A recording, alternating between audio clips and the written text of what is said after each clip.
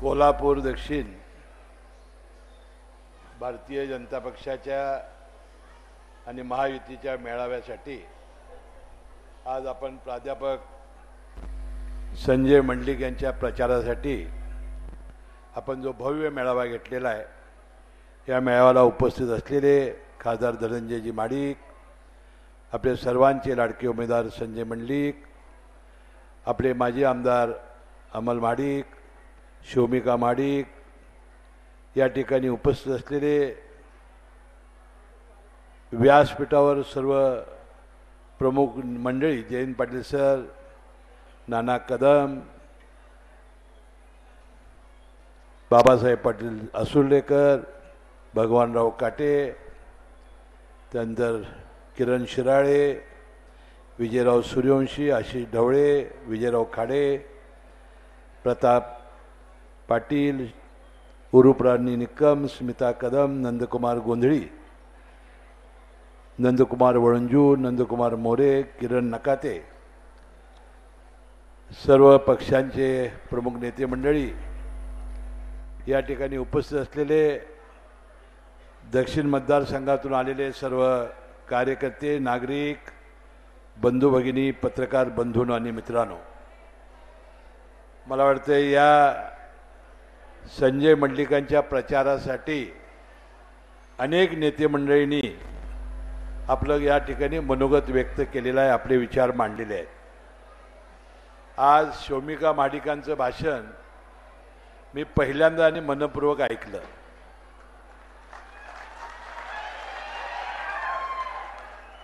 आणि शेवटी कागलचं पाणी कसं असतंय त्यांच्या भाषणावरून मला दिसून आलं. अशासाठी मी उल्लेख केला. त्यांनी भाषणामध्ये अतिशय संयमीपणानं छत्रपतींचा गादीचा सन्मान ठेवत स्वतः त्या घराण्यात असून सुद्धा या निवडणुकीमध्ये काय होणार आहे याची एक त्यांनी माहिती देण्याचा प्रयत्न केलेला आहे. मी कागलचं विद्यापीठ अशासाठी म्हणालो की आपले उमेदवार संजय मंडलिक कागलचे आहेत. संजय मंडलिकांना बदलून समजित घाटगेंना तिकीट द्यावं अशी एक मध्ये चर्चा सुरू होती, ती कागलचे होते. उबाटांना उमेदवारी दिली, ते संजय बाबा घाटगे, ते कागलचे. इकडं हातकणंगलेला द्यावं, ते शोमिका माडिकना द्यावं, त्या कागलच्या. नाही जमलं तर मुश्रीफांना उभं करावं, तेही कागलचे. आणि म्हणून कागल विद्यापीठाचा हा एक गुण आहे की सातत्यानं नेतृत्व करायचं. कारण छत्रपती राजर्षी शाहू महाराज ही आमची कागलची देणगी असल्यामुळं हे आमच्या सर्वांच्या अंगामध्ये हे पाणी आलेलं आहे. आता या निवडणुकीमध्ये ज्याचा उल्लेख संजय मंडलिकांनी काल निसरीच्या सभेमध्ये केला होता, आज त्याचं फार मोठे पडसाद या प्रसार माध्यमामध्ये उठले. त्याचं उत्तर देण्याचा प्रयत्न शोमिका माडकांनी केला आणि स्वतः उमेदवारांनी सुद्धा केला. मी अशासाठी याचा उल्लेख करतोय की अनेक चॅनलवाले आज माझ्याकडे आले होते यावर प्रतिक्रिया द्यायला. मी म्हटलं बाबा आता व्यासपीठावरूनच आपण प्रतिक्रिया तुम्हाला देऊ. मी स्वतः ज्यावेळा छत्रपती शाहू महाराजांची उमेदवारी हे ज्यावेळी ठरायला लागलं त्यावेळा मी महाराजांना सांगितलं होतं स्वतः समक्ष आणि वर्तमानपत्राच्या द्वारे की तुम्ही या रिंगणामध्ये उतरू नये असं आम्हाला वाटतंय. तुम्ही वय 75 झाले म्हणून मी विनंती केली नव्हती. मी अशासाठी विनंती केली होती की तुम्ही एक आदराचं स्थान आमचं आहे. अनेक वर्षे या गादीचा सन्मान करण्याचं कोल्हापूर जिल्ह्यातील नागरिकांनी केलेलं आहे. आणि निवडणूक म्हणजे एका पार्टीचे जर आपण पार्टी जर होणार असाल तर मग हे जे आज आलेलं आहे ते आपल्या निश्चितपणाने येणार, याची आपल्याला सवय करावी लागेल. विनाकारण या निवडणुकीमध्ये तुम्ही वादात ओढले जाल अशा भावना माझ्या या निमित्ताने होत्या. आणि ज्याचा उल्लेख शोमिका माडिकांनी केला की एकदा क्रिकेटच्या मैदानात आम्ही आलो तर आम्ही बॉलच टाकायचं नाही, आम्ही बॅटच हातात घ्यायचं नाही, आम्ही बॉलच अडवायचा नाही, आम्ही विकेटच घ्यायची नाही, असं कसं घडेल. परंतु आज त्याचा उल्लेख जो संजय मंडलिकांनी केला ते म्हणाले मी कुठल्याही गादीचा अपमान केला नाही. त्यांनी आपल्या मनोगतामध्ये जे सांगितलं आणि म्हणून मी आजही म्हणेन अजूनही महाराज वेळ गेलेली नाही. अजून फॉर्म भरायला वेळ आहे. तुमचा सन्मान अजून राहायचा असेल तर जरूर आपण फेरविचार करावा. कारण ह्या अशा टीका होत राहतील आणि आम्हाला वेदना होत राहतील. कारण ज्या गादीचा आम्ही सन्मान केला त्या गादीवर अशा प्रकारे चर्चा होत जातील. कारण छोटे छोटे यूट्यूबवाले ज्यावेळा संजय मंडलिकांच्यावर टीका करायला लागले, दादा उठा काय नगारा घेऊन वगैरे, त्यावेळा मी म्हणालो होतो की अशा जर टीका व्यक्तिगत आपण सुरू केल्या तर हे चित्र या निवडणुकीत पालटून जाईल आणि विनाकारण महाराज यामध्ये ओढले जातील. आणि म्हणून अनेक वेळा आम्ही विनंती केली होती, मी आणि संजय मंडलिकांना, खरोखरच महाराजांना तुम्हाला खासदारच करायचं होतं तर राज्यसभेचं खासदार करायला काय अडचण होती, सन्मान द्यायचा. संभाजीराजेंना सुद्धा आपण केलं होतं खासदार, करायला काय अडचण होती, त्याचा सन्मान त्यामुळं झाला असता. आणि म्हणून मला वाटतंय या सगळ्या वादावर आता आपण पडदा टाकला पाहिजे आणि या निवडणुकीमध्ये उमेदवार म्हणून एकदा उभं राहिल्यानंतर आपण काय करणार आहोत आणि याचा विकास या जिल्ह्याचा कसा होणार आहे, ग्रामीण लोकांच्या जीवनामध्ये काय बदल होणार आहेत, सामान्य माणसाचे प्रश्न कसे सुटणार आहेत, याचं मला वाटतं आता मनोगत आणि आपली मतं मांडण्याची वेळ आलेली आहे. मला वाटते मुन्ना महाडिक गेल्या वेळेला राष्ट्रवादीचे उमेदवार होते. आता काही दिवसापूर्वी त्यांनी भारतीय जनता पक्षामध्ये प्रवेश केलेला आहे. म्हणजे ते भारतीय जनता पक्षाचे मूळचे RSSचे वाटावेत असं त्यांचं आता भाषण तयार झालेलं आहे. मला वाटते नरेंद्र मोदींच्या तयार झालेल्या त्या स्टार प्रचारापेक्षा सुद्धा अतिशय प्रभावीपणानं ते आता पंतप्रधान मोदींच्या कामावर बोलत आहेत. मला वाटते त्यांची एक टेप करून मोदी साहेबांनी या देशासाठी 10 वर्षामध्ये केलेले प्रयत्न, ठीक आहे आम्ही काँग्रेसमध्ये होतो, मी काय काँग्रेसवर टीका करणार नाही, परंतु ज्यावेळेला काँग्रेसला हे 40 वर्षात सुचलं नाही की बाबा 80 कोटी लोकांना मोफत धान्य द्यावं, किंवा हे काँग्रेसला सुचलं नाही की शेतकऱ्यांना सुद्धा वर खर्चासाठी पैसे लागतात, ते डायरेक्ट खात्यावर शेतकऱ्याचे पैसे पाठवणं, मोफत शौचालयाची योजना आणणं, मोफत घरकुलाची योजना आणणं, घराघरात पाणी देण्यासाठी या महिलांच्यासाठी काम करणं. म्हणून परवा आपण बघितलं असाल लोकसभेच्या नवीन इमारतीचं उद्घाटन झालं आणि त्याला पहिला काय कायदा आणला मोदी साहेबांनी की महिलांचं आरक्षण.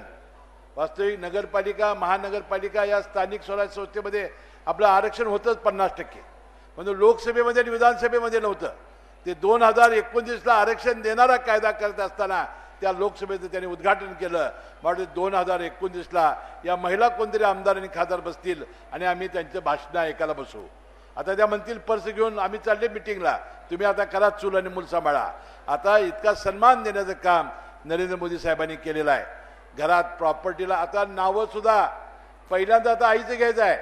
आता मी शपथ घेताना किंवा माझ्या घरावर हसन सकीना बी मियालाल मुश्रीफ असं म्हणायचं आहे, मग तुम्ही तसं सगळ्यांनी म्हणायचं आहे. म्हणजे महिलांना अधिकार देणारं 50% या महिलांची शक्तीचा वापर करण्याचं काम नरेंद्र मोदी साहेबांनी केलं. अनेक योजना केल्यात, मी त्याचा सगळ्याच आज उहापोह करणार नाही.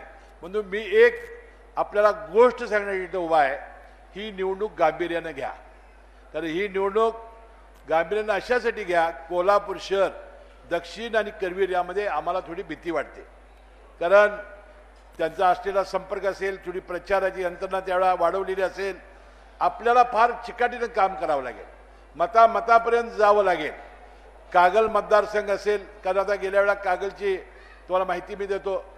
आता मी विधानसभेच्या निवडणुकीत 5व्यांदा निवडून आलो, आता परत 7व्यांदा, म्हणजे एकदा मी पराभूत झालो होतो संजय घाडगेच्या उलट, आता 7व्यांदा मी पुन्हा मांडवात उभारणार आहे.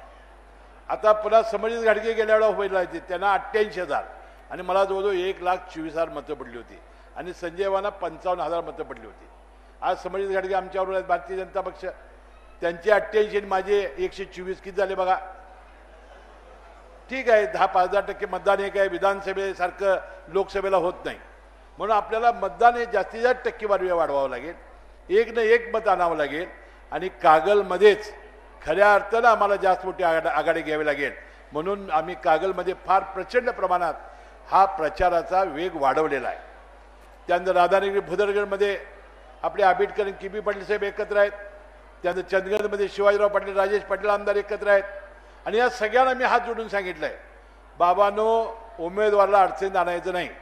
आम्ही प्रामाणिकपणानं काम करतोय, तुमचं ठीक आहे, कारण तुम्ही आता काम करणार आहे आणि तुमचं संजय मंडलिक हे पैरा पुढच्या 5 वर्षात फेडणार आहे. कारण पैरा फेडण्याची त्यांची सवय आहे, त्यांनी मगाशी सांगितलं. गेल्या 5 वर्षात ज्यांनी काम केलं त्यांचा पैरा फेडला. आता तुम्ही काम केलं की तुमचा ते पैरा फेडणार. आता तिकडे ढुकूनही बघणार नाहीत. म्हणून मी तिन्ही मतदारसंघाच्या प्रमुख नेते मंडळींना काय सांगितलं, 3 गोष्टी आपण करायच्या यावेळेला. एक की आम्ही प्रामाणिकपणानं काम करणार आहे, तुम्ही सोडून, कारण तुम्हाला तुमच्याकडे विरोधी आता उलटच आहे, त्यामुळे तुम्हाला काय बोलायची गरज नाही. आम्ही एकत्र काम करायला ना सगळी, की तुम्ही उमेदवाराला अडचणीत आणायचं नाही. आम्ही प्रामाणिकपणानं काम करलोय. विधानसभेत तुम्ही काय करणार सांगा, काय करेल उमेदवार आज सांगू शकतो. तो हसन मुश्रीफ साहेब तुमचं मी काम करतो, समाज गाडी मतच मिळतील का सांगा.